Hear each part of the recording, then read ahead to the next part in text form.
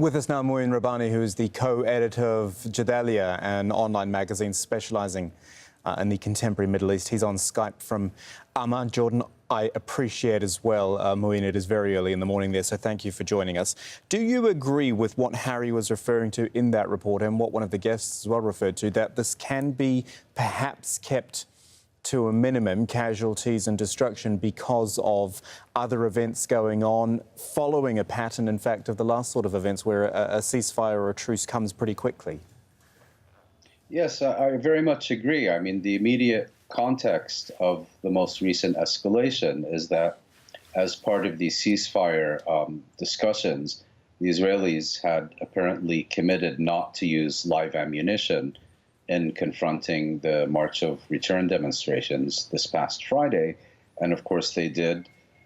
They killed one protester and wounded dozens of others, including journalists and medics.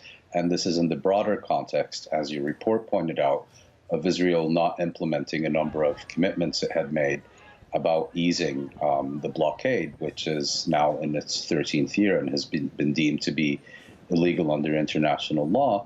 And I do think that the Palestinian organizations in Gaza, because of these upcoming events in Israel, feel that this gives them an opportunity to exercise leverage on Israel to finally agree to the Egyptian proposals for a long-term truce with substantial easing of the blockade.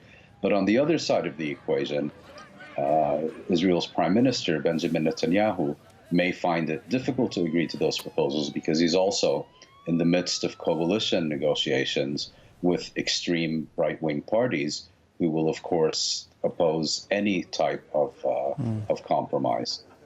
So then more of the same, basically. We go through this pattern, this repetitive pattern.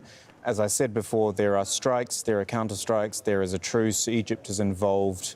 I mean, something's got to give at some point, and I start to wonder about, you know, more outside involvement, United States, deal of the century, Jared Kushner, all this sort of thing. Do we have to look ahead to that? Well, I don't think the sorcerer's apprentice, Jared Kushner, is capable of, you know, making any meaningful contribution here.